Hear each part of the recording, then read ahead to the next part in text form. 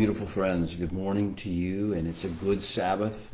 Good morning and good Sabbath to all who may listen to the sound of my voice today. Thank you for letting me have the privilege of joining you on the Sabbath. Thank you for letting me have the honor of speaking words of Torah, words of life into your home, into your car, into your cell phone, into your computer screen, wherever you may be, whenever you may listen. It is Shabbat right now as I am speaking, and may Sabbath, the beauty of the Sabbath, the wonder of the blessing and the holiness of this day, the energy that the Holy One has designed into this day, may it come out of my voice into your screens, into your hearts, and into your lives and homes and families.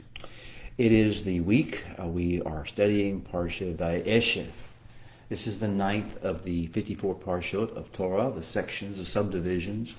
Each one is designed and choreographed as such that it tells our life story. And so we are wherever the Torah says we are in our script, in the script of our life. We experience whatever it is describing in our lives because Torah is our script. So the Parsha of Vayeshev has its own script and its own story. And the story is that captivity looms. Narrow places, tight spaces, difficult times stand before us. The question is, will we go or will we avoid it, try to avoid it? Will we follow the will and the ways of the Holy One and navigate through the captivity and learn the disciplines of captivity and learn how to overcome captivity, or will we be overcome by the negativity and the captivity that we see? Into captivity, into Shavi'i, or Shavi'at in Hebrew, will we go? Oh, beloved, we've talked about exile in the past few weeks. We've talked about Yaakov's exile in Lavan. We talked before that of Yitzhak's exile, Galut in Gerar, in the land of the Philistine. We've talked about exile before, and we've talked about exile slime before. But beloved, if you think exile slime was bad, the things that we pick up from other cultures and nations, even the things that arise from the voices that speak to us in our own self-talk, if you thought that exile slime was bad, well, you ain't seen nothing yet. Captivity slime eclipses anything that exile slime might have been. We must be extremely vigilant, extremely diligent, extremely cautious, and extremely faithful to the disciplines of the Torah, or we will be inundated by captivity slime. I don't want that for you. I don't want that for your family. I don't want that for your household. I don't want that for your bloodline or your progeny. I want you to come out of this smelling like a rose, smelling like the fragrant oils of the kingdom of heaven, smelling like the pleasing, fragrant aroma unto the Holy One. And the Holy One has given us His Torah to teach us the disciplines, to teach us the steps, the ways of maintaining our purity, and giving us an example of how to maintain our purity in the time of captivity. It's not just into captivity we will go, into captivity with Yosef, the one that English Bibles tend to call Joseph. Into captivity with Yosef, Joseph, we will go, and he will be our guide. He will be our example. He will be our model. He will teach us the lessons, the disciplines we need to know to make sure that captivity slime does not get all over us, or if it does, it can be washed away cleanly and purely. All right, so here we are with Parsha number 9, Vayeshev, and Egypt is looming. Captivity is looming before us. If you can imagine seeing pyramids in your mind's eye, seeing the Sphinx and seeing the statues and the dark energy of the Nile River and the statues of the pharaohs and the strange godlike forms that you see on the earth. If you can imagine, this is what's coming. This kind of oppressive darkness is looming over us in our world, not just for Joseph and not just for his brothers, not just for the people we're reading about in the portions of the Torah we're reading, but this is the script for all of mankind. And this is particularly to waken, to bring forth inspiration and wisdom into the people of the covenant. So listen, Mitzrayim is looming. How will you handle it? How will you deal with this next step? What is Egypt? What is Mitzrayim, as it's called in Hebrew? Well, Mitzrayim is a nautical navigation term. So what's facing us is something that's going to require us to navigate, to have understanding of the way things flow and what things do. So Mitzrayim is a nautical navigation term, and it means dangerous straits or narrow passages in the waters. Where you could go aground, you could run aground, you could be damaged, you could crash your ship, you could have a shipwreck. It means dangerous straits, narrow passages that must be navigated with extreme vigilance and extreme care, and following nautical disciplines, well-known, understood, well-learned disciplines with great caution and skill. The verb that is at the root of Mitzrayim is zar. We would spell it in English Tzar. That's a transliteration of zari irish. But the word zar, the verb zar, means to bind, close together, to tie up in one lump, to restrict, to cramp, to make to a tight space, and hence to stress out or distress or press things out of. It connotes a place or a season or a situation of extreme hardship, of distress, as we've said, of oppression, and of severely limited to non-existent options of movement, very much restricted movements, very much restricted opportunities.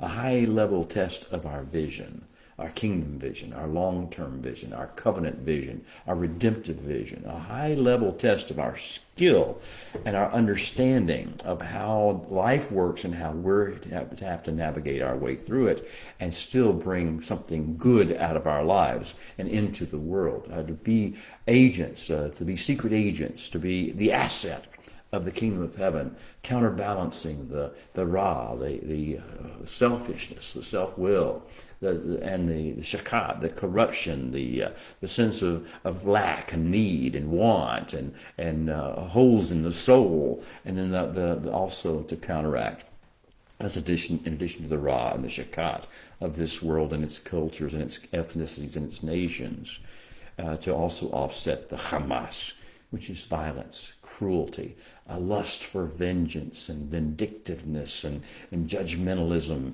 and outrage. That's the Hamas. So we are called to be a counterbalance of all those things, and it becomes more and more important the tighter the straits that we pass through, the more narrow the ways. Because if we fall, if we crash this ship, if we do not carry this message forward, if we don't carry this model forward, there will be shipwreck, and the world will suffer in great ways that we don't need to have happen.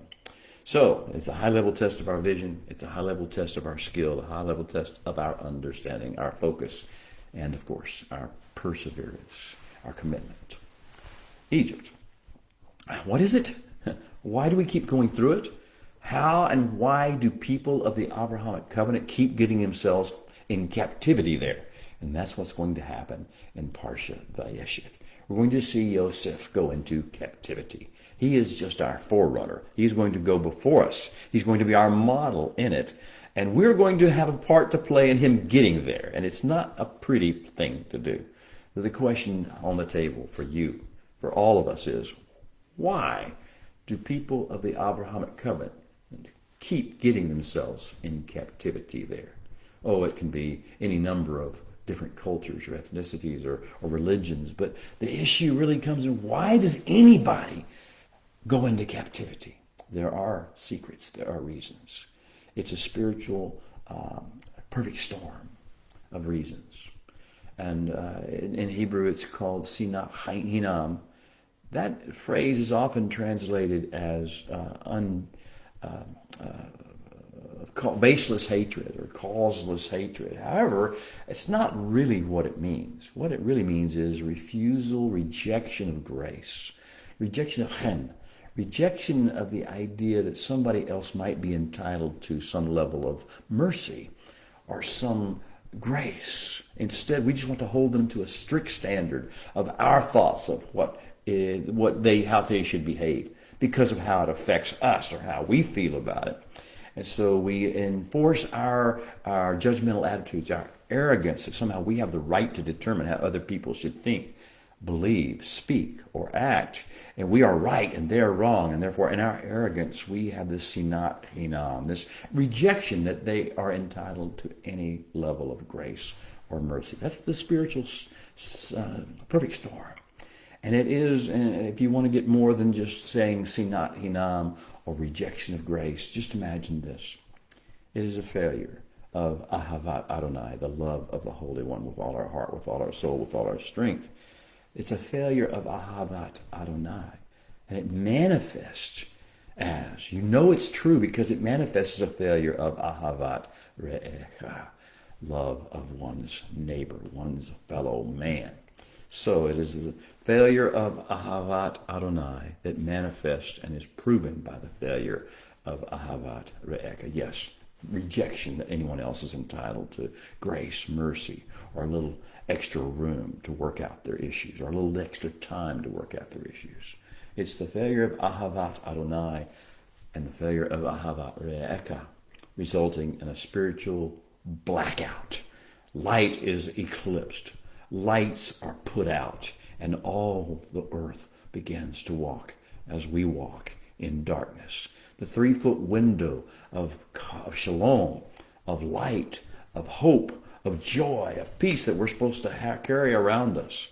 This infilling of divine light that we come by walking in the divine presence and the inspiration of the Holy One, that begins to go out like a candle of the Hanukkahs or the candle of the menorahs that goes out after it burns for a while. Well, may we not have a spiritual blackout. May we continue to keep the light burning, because what happens with the spiritual blackout is a famine for the words, for the revelation. And speaking of famine, that's going to be a big part of our journey into captivity with Yosef. Famine just means, it's ra'av in Hebrew. It's the word ra, but you put the bet at the end of it, the vet. Ra'av. And it means to be hungry or cause to go hungry, to cause to hunger, to cause to not have enough. So famine, that is what we're going to be looking at. If we do not walk in shalom, if we do not walk in joy, if we do not walk in hope, if we do not walk in mercies and grace, if we do not walk in wisdom and kindness and calmness, then we bring into the world darkness. May it never be so, beloved. That's not why we're here. But in connection with our walking in that road guard, how does the Holy One respond? Once we choose to walk, if we choose to walk, once we choose to walk in darkness, once we choose to put out our light, once we choose to emit the energy of famine into the world because of our arrogance, our offenses, our woundedness, our lack of love, our lovelessness, and our lawlessness, once we do that, what is the response of the Holy One? Well, Torah will tell us. Torah teaches us over a course of its being, over a course of its time, that he provides for us the antidote, but we will not like the antidote to what we have done, to the seasons of darkness. The antidote is not what you may think, where he rushes in and picks us up and kisses our boo-boos and tells us, now you behave and you be better than that. No, the antidote is for him to hide his face. Man was made to walk in the light of his countenance. Man was made to be in his presence, to converse with him. Humanity thrives in his presence. There is a fullness of joy, and there's the fullness of productivity. There's the fullness of love in his presence. And when he shines his light upon us, that's why the blessing, the Aaronic blessing, may his face shine upon you. And may he lift up the light of his countenance upon you, And then may he give you shalom. This is the source, the key to life and its energies and its power and its goodness. So he knows that the most important thing he can do is awaken our need of his face. So he hides his face. And so we're entering into a season of the hidden face. There are basically 2 seasons each year. We'll talk about that. Torah teaches us those seasons, because Torah is the ultimate farmer's almanac, as it were, of spiritual life. Torah and its parsha give us the script, give us the sequence of events as they're going to unfold. They give us all the details we need to know, but to prepare for what's going to come about. Like you read the farmer's almanac to know when to plant and know when to harvest and those sorts of things. I'm not trying to get into whether you should or should not. That's what people do. The Torah, though, is one we definitely need to pay attention to. It is the ultimate farmer's almanac of the Spirit. It is our essential guidebook to identifying and navigating the seasons of the heavens and the earth, which of course are closely related. The heavens and the earth are set up such and created such that the earth is supposed to mirror the heavens. And when it doesn't mirror the heavens, it begins to spiral into all sorts of darkness. So how did Torah alert us? Since Torah is our ultimate farmer's almanac, Torah is our essential guidebook to identify and navigate the seasons of heaven and earth, how does Torah alert us to the onset of a new dark season? It's just like the tides that rise and fall. In the ecosystem of the earth, the Creator has made it such that you get a notice that something's happening and there's a change afoot whenever the tides rise and fall. And you see that twice a year there's a season of either growing sunlight or diminishing sunlight, or encroaching darkness or diminishing darkness. This is we call it spring and the fall, seed time and harvest. But the issue is we're getting notice from creation that the Holy One is changing, the times are changing. So that it is. As the tides rise and fall, and seasons of sunlight and encroaching darkness come and go, they have their corresponding effects on mankind and upon creation's ecosystem on earth.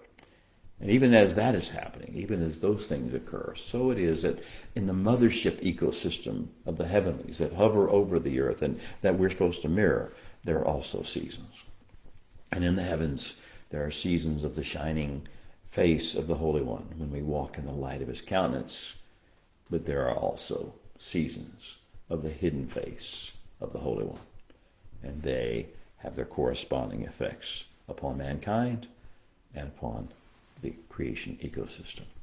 So 2 times each year, we will tend to walk right out of the light of his countenance and into the encroaching darkness.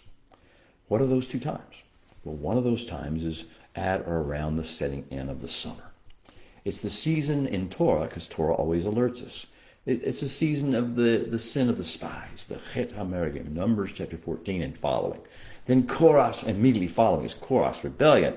And then Aharon and Miriam, Aaron and Miriam, as they're called in the King James Version of the Bible, that in the English language. Aaron and Miriam, they commit this Lashon Hara, this negative speech against Moshe. They gather in the negativity. They begin to walk in this darkness. They begin to be arrogant and judgmental and critical. And then Moshe gets angry because the water doesn't come from the rock when he wants it to, and he strikes the rock and he calls people certain rebels, and then the fiery serpent episode breaks out. It's just a series of events that Torah tells us to warn us that a season of the light of his countenance is over, and now we're going to have to walk through the seasons of the narrow straits and learn how to navigate. In the year, it's 17 Tammuz, the 17th of Tammuz through the 9th of Av. It's the 3 weeks, the great 3 weeks between the straits, as it's called by the Hebrew people. And during this 3 weeks, during the period up to it and a little bit after it, you see the rise of the beast kingdoms. We saw that's the rise when the rise of Babylon came and began to bring darkness into our world. The same thing happened with Rome. Babylon was 605 and then 586 BC. And then Rome was 70 A.D. and other times. And of course, this is also prophetic of the future in the new world order, the beast kingdom to come that is even now beginning to amass and grow upon the earth. This is the early season of the encroaching darkness. And now the other season is right now, is this time of year. In the northern hemisphere where we live, this is the time when light is beginning to diminish in the natural realm. So it is in the spiritual realm. as light in the day, and it's, you notice it's dark by 4 o'clock or 5 o'clock, we think sometimes in the Western world, and because of the season that we're in. So it is, we are out lacking, we are missing the light of the countenance of the Father, just as we're missing the light of the sun, the setting in of winter. Now, perhaps you understand the connection between the Feast of Dedication that's referenced in the 10th chapter of Johanna and John, and the season that's gone. He says it was winter. Yes, the season of diminishing light was upon the earth and upon the people of the Holy One. So, that being the case, you understand now the 2 seasons, and we're about to enter that season, and that's going to lead us into captivity. We should be preparing to deal with captivity, to navigate it, to bring about, to get good on the discipline, to get solid, to be watchful, to be observant. So how do we know this? How do we know this is all happening? Because we've got the warning in last week's Parsha. In Parsha Vayeshev last week, it ended in a very unusual and discordant way. It should have gotten your attention. That we were having all these wonderful stories about the patriarchs and the changes and the going back home after the exile and getting resettled and being there with Father. And then we see suddenly patriarch of Israel, Yitzhak, dies. Genesis 35:29. And then the next chapter, we have a whole chapter which is just discordant stuff. It just doesn't seem to fit with the rest of the passage. It's the age of Esavian preeminence, the age of Esavian preeminence. We have a whole chapter dedicated to Edom, the nation of Edom, and the rising and the negativity, the adversary rising, and Israel, of us descending. So we have this appointed season. And Yitzhak said at the conclusion of his blessing over Esav, back in Genesis 27, what he said was, it will come to pass, talking to Esav, that you will rise to dominion, and this is the season of Esavian preeminence, and you will tear off his yoke, meaning the yoke, the influence of Yaakov, the influence of Israel, from your neck. Well, that was the last words of Yitzhak's blessing to Esav after the great incident of the stealing of the blessing, as it may have been thought. And this is recurring every year, every season. The age of Esavian preeminence comes up, and Edom arises, and Israel descends. And then we have to go through the captivity. We have to go through the straits until we emerge on the other side once again. Well, the Torah teaches us all these things. And so we say, oh, how I love your Torah. Ma ahavti Torateka, oh, how I love your Torah, we say to the Holy One. Kol hayamim sikate. And it is the subject of all my meditations, all my days. Through your mitzvot, you will make me wiser. Through your commandments, through your instructions, you will make me wiser than my enemies. This is the key in the time of Esavian preeminence. Through your mitzvot, through your commandments, you will make me wiser than my enemies, because they are ever with me. I have more understanding than all my teachers, for your testimonies, your edut, your truths are my meditation. And goes on down in Psalm 119, near verse 165, says, those who love your Torah, as we do, have shalom rav, have great peace, and nothing causes them to stumble or wobble off course. Important when you're going through the straits. Important when you're going through the narrow, dangerous places, that we stay on the Torah. Here's his first secret of navigating through captivity, or the road to captivity. Stay with the Torah. Maintain meditation on it day and night. That being said, with our love for Torah and the essential nature of our attraction and fascination and study of Torah being placed, let's do our call to worship, and we'll get a little bit deeper into this. Baruch Hu Adonai Hamvorak. Baruch Adonai Hamvorak Leolam Vayed. Baruch Ata Adonai Eloheinu Melech HaOlam Asher Bakar Banu Mikol Ha'amin V'natan Lanu Et Torato. Baruch Ata Adonai Noten HaTorah. And now may you open our eyes, O Holy One, that we may see wondrous things in your Torah. For we are but strangers in the earth, so do not hide your mitzvah, your commandments from us. The opening lines of our parsha are Vayeshev, Yaakov, and then Yaakov settled or sat down and sprawled out, got comfortable. Be'eretz megure aviv be'eretz Canaan, in the land where his fathers had sojourned, had traveled around, in the land of Canaan. Ele toldot Yaakov, and these are the prophetic narratives, the stories of Yaakov. Yosef. It's all summed up. Yosef. Yosef ben Sheva Ezre Shana. Yosef was 17 years old. Hayaroe et achav betzon v'huna'ar. And as a lad, he would go out to tend the sheep with his brothers. Et b'nei Bilha ve'et b'nei Zilpa neshe aviv, the sons of Bilha, the sons of Zilpa, his father's wives. Ve'yave Yosef et debartam ra'ah el avihem. But Yosef brought his father a bad report, a condemning report about them, about their narcissistic self-obsession. A report that was true, but that was nevertheless not merciful, was provocative, was incendiary, that caused a reaction. Yosef ben Sheva Esrei Shana. Yosef was 17 years old, we said. That's when that happened. Now, this is the beginning of our story. You know what's going to happen next. Yosef is going to get a coat of many colors from his father. Actually, it's a ketonet pasim, which basically means a long, very elegant coat that is a mark of special authority. Some say it's even the same coat that was given to Adam in the Garden of Eden before the fall. Nevertheless, this week and next, you're going to see that coat is going to become a source of anger, a source of jealousy and envy, a symbol of negativity to the covenant household. And his brothers, who have already felt a little bit, not a lot, a little bit, a lot, they have felt a little bit insulted by the fact that Yaakov has always treated the sons of the maidservants, Zilpah and Bilhah, different than he treated the sons of Rachel, or the sons even of Leah. He treated the sons of Leah differently than the sons of Rachel. He's always distinguished based upon birth mother. It wasn't his choice to have multiple birth mothers.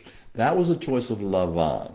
But he dealt with it in such a way that it was clear and obvious from the entire beginning that there was a stratification in the covenant family, and especially whenever he divided up the different droves and divided up the families, he put in the front, subject to Esau's first attack, if so it would be, he put the sons of Bilhah and Zilpah, and they understood that they were not valued as highly.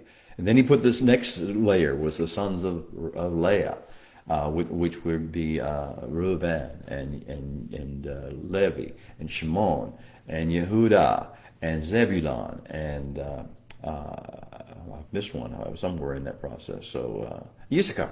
And so these 6 sons, and they were in the second rung, but then there was another rung, and that third rung, the highest one, the furthest, closest to Yosef, was Rachel, and at that time it was Yosef only, but Benjamin was in Rachel's womb because she was pregnant with Benjamin.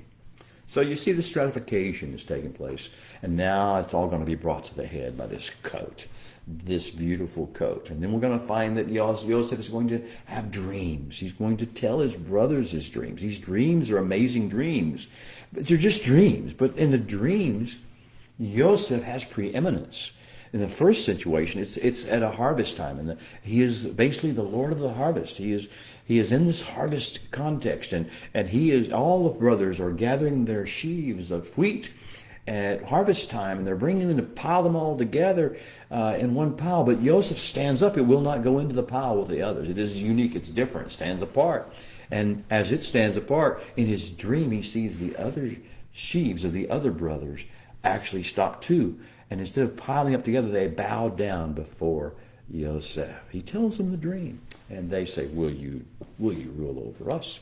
Now you see how this is all working to a head. We're going towards captivity. We're losing, we now got Sinat Hinam working in our family. We have a failure to give mercy, a failure to give grace. It was just a dream. Or was it? It was more than that for all purposes, really, because it was prophetic. But to the brothers, they took it personally. It was a personal affront that he should dare have such a dream. Well, then the second dream was worse than that. The second dream Yosef is going to have is a dream, and he's in the heavens. He's like he's walking through heavenly in a night sky. And in the night sky, he sees certain things take place. The sun and the moon and 11 stars bowed down to him. They stopped their motion, and the heavens repeat what happened on the earth. And the heavens bow down to Yosef too. Now, there are so many reasons we could go deep into these dreams. Some say it's just what happened. It was fulfilled whenever the brothers later would come to Egypt, and he would be the head of the harvest, and he would be the second in command of Pharaoh, the ruler of the government of Egypt at that time, in the guise of Zaphanat-Paneah. Some say that fulfilled it. I say, maybe. Yes, it did fulfill it, but only to a certain level. There's a higher level of fulfillment, and that is the one that Yosef is really portraying, the Messiah. He is the Messiah, and the Messiah will be the one whom the heavens, the stars, the sun, the moon, the 11 stars will bow down to and will worship. But so we have this situation this week and next where the members of the covenant household are so caught up in their anger at Yosef and Yaakov to some degree that they are too angry and offended and outraged over what they perceive as the Ra, Shekat, and Hamas and others to speak a single blessing, to ever mention the name of the Holy One, to utter a single prayer. Think about how this is going to work out for you now. If you're so angry that you cannot pray, will not pray, if you're so offended that you will not speak thanksgiving or blessing, if you're so outraged that you will not even speak a prayer, you understand how dangerously dark the world is becoming, how away from the light of the countenance of the Holy One we are walking. This is a test, a litmus test of how your relationship with the Holy One is whether you are praying on a regular basis, whether you're blessing other people, whether you are showing mercy and grace to other people. This is a litmus test. If you're not, if you're into arrogance, if you're into offense, if you're into anger and outrage, that's the sine qua non, the sign that everyone can tell. And the Holy One notices that you have got Sinat Hinam. The perfect storm is brewing in and around you, and you are affecting negatively your kinsmen, your family, your spouse if you have one, your children, your parents, those who work with you, those who meet you in the social realm, in the culture, your friends online, and your friends anywhere you are having this darkness enhancing, encroaching effect upon them. You are sliming them with exile slime and ultimately captivity slime. So, if the children of Israel, if the sons of the covenant do not give voice to gratitude and praise, if the sons of the covenant do not show mercy and grace, if the sons and daughters of the covenant do not speak blessings, what will happen to the world? What will happen to the Bayit Shalom that we're supposed to be building in our homes? What will happen to the productivity and fruitfulness of the land? Famine is going to come, right? And the famine is going to be directly related to this. It's not just a systematic, periodic famine. It's a famine because of the lack of mercy and grace and the feeling of arrogance and judgmentalism in the people of the Holy One. You should perhaps see where this may be going in your world today. This is not just historical. This is why we are always facing the specter of captivity and straits and narrow in the Mitzrayim world. So what is the consequence for the world? Well, we'll find out. We're playing with fire. Yosef played with fire. He was just being honest I think he didn't. I don't think Joseph lied about what his brothers, particularly the sons of Bilhah and Zilpah, that's Dan and Naphtali and Asher and Gad, were doing. They probably didn't have much diligence as he did. He saw things as that needed to be done and wanted to do them. He had vision for excellence. And they just had their own vision of what they wanted to do and how it felt to them, what they felt like at the given moment. And we always have this tension between us. We have, hopefully, in the kingdom, we should have a vision, like Joseph did, a sense of a desire, a passion for excellence, a passion for the fulfillment of the grand plan of redemption and restoration for the world, for mankind as a species, and for the creation as an ecosystem. That's what should be driving us. But then there's also our flesh and our pseudo-intellect, our mind, and our cultural indoctrinations, and our religious worlds, and our political and our scientific, all the stuff we're being slimed with by our culture that we live in, our times that we live in, the people we hang around and listen to, that we get entertained by, or that we get taught by. All this negativity, all this slime is beginning to steal away our vision for the grand plan, steal away our passion for excellence. Instead, we just, what the limited, least amount is, and we'll be a little bit arrogant and rude about doing that. You ought to be appreciative of what we've just done for you. When the world doesn't owe us anything, and the Holy One doesn't owe us anything. We owe everything, even the breath of our life and the beating of our heart, to his mercy and his grace. Can we not have a little bit of mercy and grace for our brother? Well, understand this. Whenever you speak negative words about other people, true or not, they are lashon hara, and you need to choose your message and choose your words and choose your tone of voice very, very carefully. Oh, I'm speaking to sons and daughters of the covenant now. I speak to anyone who would listen, but I know that if you're not of the covenant, you have no understanding what I'm talking about. You think you can say anything you want to, and hopefully you think it's true, but it doesn't matter how it affects anybody. But that's not the way of the covenant. The covenant is to be unmindful of the impact we have upon the world, an understanding of the responsibility and the accountability we have to our Creator to speak his messages in his tone of voice for his purposes. Choose your message. Choose your words. Choose your tone of voice very carefully, beloved, as we prepare to go into the captivity realm, where someone's going into captivity. We may be going into captivity with them, but we have to navigate through it correctly and lead other people out of captivity too. Well, because of who you are, because of the nature of the calling upon your life, because of the fact you're the asset of the kingdom of heaven upon the earth, O covenant partner of the Creator of the universe, because of who you are, the message that you communicate, and the words and the phrasing that you use, and the tone of voice that you employ, all send shockwaves into the earth. And as they do so, they release either divine light, the light of his countenance, the eminence of his persona, of his personality, of his heart, or they release the dark, serpentine energy, the encroaching darkness. Which will it be? And note this, beloved, listen to me carefully, please. Truth is not a defense. Truth must be spoken kindly. Truth must be spoken gently. Truth must be spoken in a way the hearer can grasp and understand it without being condescended to, argued with, or hated by virtue of the way in which it's presented.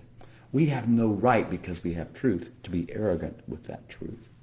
We have no right to be loveless any more than we have a right to be lawless. Truth is not a defense. Truth is not some sort of a shield we use to say, we said it, but it was true. If they needed to hear it. Oh, no. We need to follow the will and the ways and the counsel of the Holy One. So Joseph was playing with fire. If you understand this, and that everything that Joseph does is a picture, is a portrait of what is going to have to happen, is the script for the Messiah, then you understand at Yeshua's first advent why he spoke negativity about his brothers, the Sadducees, the Pharisees. Why he spoke that? It was a part of speaking to bring about the reaction result. We're following in the script. Yeshua was not had personal animosity toward them. He was not arrogant toward them. He was speaking the truth because it was part of the nature of his calling at that particular stage. His calling was to be like Joseph. Joseph was crucified in a pit and crucified with shackles of bonds of slavery. Joseph was crucified in his way. Yeshua was crucified in another way. But the idea is the same. But for the need to be carried away to captivity to Egypt, in Joseph's case, but for the need to be crucified, that was not a part of the calling. The calling was merely an awakening to those who would be opposed, to be prepared to cause the captivity in Joseph's case and to cause the crucifixion in Yeshua's case. If you don't want to be crucified or sold into slavery, watch your words carefully. Don't lie. Don't fail to tell the truth, but say it in such a way that people can receive it and understand it. Okay. After we understand that playing with fire is one of the ways we get the darkness emanating and enhancing, and we bring on closer the advent of captivity, playing with fire with words is that way, and then we can see how we can throw gasoline on the fire. What happened? The gasoline on the fire. Now Israel, it says in our script, in our parsha, it says, now Israel loved Joseph more than all his children because he was the son of his grayness, and so he made him a tunic, a tunet pasim, of many much length of beauty and majesty and many colors, it says in our English Bibles, although that's not really the Hebrew meaning of it. It just sort of sounds good, and I guess it's been picked up by the different versions in the English to sort of give you a picture of a coat of many colors. But it's a coat of majesty and authority. Now, what is happening? Why is this gasoline on the fire? And you could talk about the standpoint of feeding into this favoritism, feeding into this sense of envy and judgment. And you can see how we could do that. You, as a son and daughter of the covenant, if the way you speak, the way you act, the way you favor one side over another, the way you spew your judgments can increase the envy and the hatred in the world, the hinam in the world. Similarly, how you react to other people and what they say can do the same. You see, if you understood that this was the son of his grayness, and that Yaakov was looking forward to the next generation, and so who was going to build upon the next generation, and that Joseph could actually be a gift to you and a blessing to you, and will be, although we can't see that yet, then perhaps you would have a little ability to be calm and not overreact to this negativity. But this idea of blatant favoritism or bias or prejudice, you see how that would feed the fire, gasoline on the fire. That call started with the words. Second is the silent treatment. What happened with the brothers is that they saw their father loved Joseph more, and then it says visneu oto. They hated him, and velo yachlu dabru b'shalom. They couldn't even bring themselves to say shalom to him, or to speak towards shalom. They wouldn't even try to work out anything with him, to have any kind of a relationship with him. They wouldn't even say shalom in the morning. It's like we wouldn't say good morning to somebody, or hello, or how are you. We wouldn't have any greeting. We wouldn't have any sense of how there's a possibility we would like to try to find some common ground and discuss things or work together. No, there's none of that. This is the silent treatment. The silent treatment just adds fuel to the fire. The issue here is, what do? Whenever you find there's a difference of opinion, whenever you find there's a disagreement, do you just cut off conversation with the person and just start talking to his labels and use theoretical ideas? Or do you find a way to start a conversation about something you have in common to see what you can build upon? This is the idea of what disciplines we can follow to stay out of captivity, or at least reduce the negative effect of captivity. All right. The second or the next part of gasoline on the fire. We started playing with fire now, gasoline on the fire. And the third part is when your dream, you should realize your dream can be somebody else's nightmare. Joseph's dreams were beautiful to him. They were important to him. They were necessary for him to understand as far as to see why his calling was very great and very high. But they were the nightmare for the brothers that he had, for the other people in his family.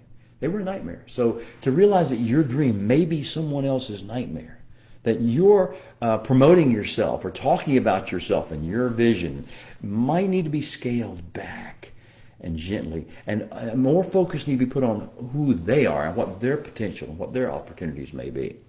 You can hopefully see how not to put gasoline on the fire of the darkness, and how to continually turn things back to mercy, grace, kindness, and love, brotherhood, loving of the Holy One with all our heart, with all our soul, with our strength, and loving our neighbor as ourselves or as we ourselves have been loved, whichever way you wish to interpret it.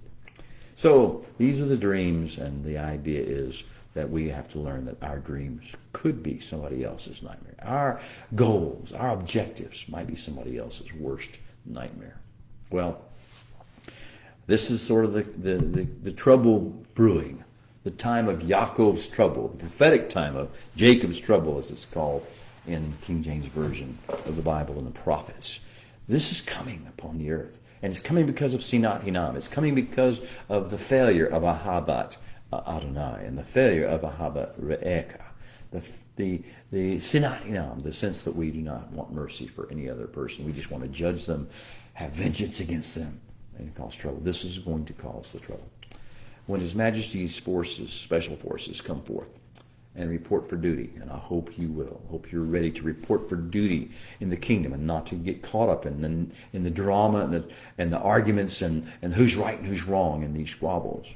Hope you're ready to come forth and report for duty for the king in the ultimate time of Yaakov's trouble. Well, when that happens, who will lead the people of the covenant? Well, we found out that in those times it'll have to be someone greater than any of the patriarchs. Better than greater than Avram, greater than Yitzhak, greater than Yaakov, greater than Yosef, greater than the matriarch, greater in those days, in the face of those trials that are coming upon the earth, those times of Yaakov's real trouble at the end of days. Human leadership will not be enough. Political parties will not be enough. A political agenda will not be enough. A government change will not be enough. There will not be enough in any movement. There will not be enough in any science. There will not be enough in any medicine. There will not be enough in any human source whatsoever. Human leadership will not be enough. In those days, we will need, and heaven will provide, a Messiah, a blend, one who is so empowered by heaven that he does not reflect humanity as much as he reflects the nature of the Holy One himself. So, reflecting upon the rejection of the Holy One, they just quit talking about it. They quit praying. They quit blessing Him. They quit blessing each other. They quit studying. They quit doing anything about the Holy One. He sort of was a secondary thought or afterthought at all. In a lot of the rejection of Him, nowhere in the Torah will you see the Holy One either appear, as He's been doing every week, or speak, as He's done every week up to this point. Wow. We're going to see silence from heaven. He's going to hide His face. See, He understands Cain syndrome. What's Cain syndrome? Cain syndrome is the Holy One goes to Cain when Cain is angry, when he's offended at his brother. And He says, you can overcome it. Sin is crouching at your door. But you can overcome it. If you do well, will that be good enough? That will be enough. But Cain syndrome was that I'm going to listen to what you say, Holy One, but you might as well hold your words, because I'm going to do what I'm going to do. So He knows Cain syndrome. He knows humanity whenever it gets out of prayer, whenever it gets away from hungering for the words of the Holy One, when it gets away from saying blessings and having mercies and grace, when it gets away from the disciplines, then Cain syndrome sets in, and you can say anything you want, and it's just going to solidify me, make my feelings go into concrete, and I'm going to do what I'm saying I'm going to do. So therefore, I'm not going to push you any further. I'm going to back away. I'm going to hide my face. And I'll give you angry, offended ones out there your space. So who will rise up in this era as he's in the days of the hidden face. And who will teach us the disciplines of continuing teshuvah, as Yaakov taught us, in special seasons, dark seasons of the hidden face of the Holy One. Well, meet Yosef for the covenant family. Meet Yosef for the narrative of Torah. But think Messiah at his first coming. When it's beginning to introduce Yosef, Torah says, Ele Toldot Yaakov. These are the stories. These are the generations. These are prophetic insights regarding Yaakov. And the next word is Yosef. Just Yosef. Yosef is the culmination. Yosef is the fulfillment. Yosef is the picture of what the culminating effect of the patriarchal life and the seasons are.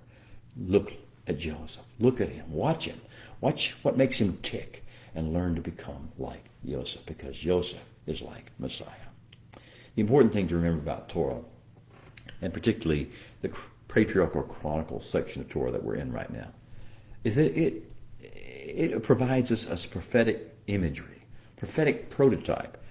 Every character that appears in the Torah serves its prophetic counterpoint. We're going to see the prototype arise again and again and again. We're going to see Laban over and over again with different names and different facial features, but the same attitude. We're going to see Esau and Yishmael, and we're going to see all Abimelech. We're going to see all these different forces, people arise and come in our lifetime, and they'll have different names, and their faces will look different, but their attitude and their approach to life and their impact upon the world will be the same. So the Torah provides us with prophetic prototypes. It also gives us a series of life-clarifying drashim, studies, patterns designed in every drama that unfolds. In every drama that Torah describes, in all of its testimonies and all of its stories that we've been reading in the book of Genesis in particular so far, he's got these little lessons of life on how to and how not to handle such situations that we're going to keep facing over and over again in every generation. Nowhere is this beautiful thing of Torah more evident than in the connection with the stories that pertain to Yosef and to his brothers. And all the things we're going to read about there. The man of Shechem who's going to guide Yosef to his brothers. The Ishmaeli and the Midianite slave traders. Potiphar's wife, the cupbearer, the baker, and Pharaoh himself. All these characters will keep repeating themselves. Faces change, names change. Identity, approach, lessons of life remain the same. Introducing Yosef. Yosef is, of course, the eldest son of Rachel. He is, of course, the one whose name means he will add. The Holy One will add, will bring another son, is what Rachel said when he was born. The Holy One will add to me another son.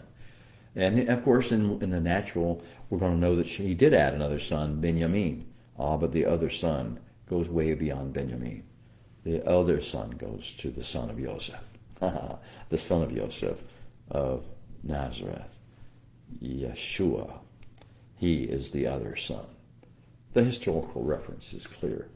Now, who is Joseph? A long-awaited firstborn of his mother, we said. Trusted servant and confidant of his father, the one his father saw as being the hope for his family in the future, the leader of his family in the future. He was the dreamer of prophetic dreams, the master of dreams, he's called. Baal Chalom Anim, the master of Halamot, master of dreams. He's the servant of the nation because he goes to Egypt, he goes to the nations, and he finds a way to be of service, to be excellent. He doesn't whine, complain. He doesn't dwell on his drama or sit and whine about his situation. He finds a way to be useful, and he delights in serving other people. He's a servant of the nations. He's the Lord of the worldwide harvest. That imagery that he saw is more than just his brothers coming to him. It was the sheaves bowing down to him. The harvest of the earth will bow down to him. He will bring about a great harvest in the world. He's the prototype of the Messiah. His story is a story of messianic imagery. His story is a story of messianic redemption. a messianic restoration. And it's all birthed out of the marketplace of human misery. How will we recognize this Messiah when he comes? We see how Joseph came about, and we will follow that pattern. What will be the signs of his coming? What will be the marks that prove the Messiah's identity? What will be his mission? What will be his mindset? What will be his methods? How will he treat people different depending on what he wants to get from them? What the kingdom's plan requires from them? And how and what paths and disciplines will he lead us? Where will he reach us? Where will he touch us? Where will he find us? Where will he call us? Shema Israel, Torah will tell us. I want to spend the last few minutes I have with you by talking about what makes Joseph tick, because what makes Joseph tick is what makes Messiah tick. And in Messiah, as we walk with him, and we walk with him in the Torah, he's teaching us how we are supposed to tick, what we're supposed to be guided by. First of all, in Joseph's life, we see a strong fear, reverence, consciousness of the Creator, of the withness of the Holy One. God consciousness, covenant responsibility awareness, covenant accountability awareness. Joseph understood that there are certain things that are expected of us, that are necessary of us, that we are owed nothing, but we owe much. So that's the first item. And the second item is that, and it's connected to the first, for the fear of the Holy One, is the witness factor itself. The idea that understanding the Holy One is there. Whatever we might be doing, whatever we might be tempted to do, whatever we might be wanting to feel, the Holy One is there. And he is the one we're serving. And we need to spend our thoughts not on how we feel, how things are approached to us, or how we like it, or how we want to get angry, or whatever. But it's about the Holy One's here. What does he want to do? What are your orders, Holy One? What do you wish for me to do? Flowing from the second, the witness factor, is the humble servant factor. If the Holy One is with you, you know he wants you to serve. He wants to show you who to serve and how to serve them. Now, the usual approach of mankind is a what's in it for me approach. Yehuda will actually say, my bit, so what's the profit? What's it for me? Well, at a certain point, whenever Joseph is in the pit and they're talking about whether to kill him or what to do with him as he's in the pit, Yehuda tells the story of fallen man. He says, well, my bit, so what's in it for me? What do I get out of this? But that's not the way it is when you have the witness factor and the fear of the Holy One. The lessons we learn from Joseph, what makes Joseph tick, what makes Messiah tick, and what makes us tick, should make us tick, is this humble servant factor. It's not about what's in it for me. It's about what is the will of the Father, of the Holy One. Flowing out of the humble servant factor is the task orientation and vision for excellence. Joseph was not always thinking about how he felt, or whether he liked somebody, or how right he was and how wrong somebody else was. Look, everybody was wrong. He didn't ever bring that issue up. He didn't go into that issue. He didn't get judgmental and critical. He kept not thinking about how he feels about the situation. It was, what is the task that needs to be done? Every time you walk into a room, how can I make this room better? And he had a vision for excellence, not just the least amount to get by, to survive, and to actually have a little protest about the fact how much we don't deserve to have to do this, and somebody else should be doing this hard labor. No, Joseph had a vision for excellence, and he was committed to excellence. That's Yeshua, and that should be us in him.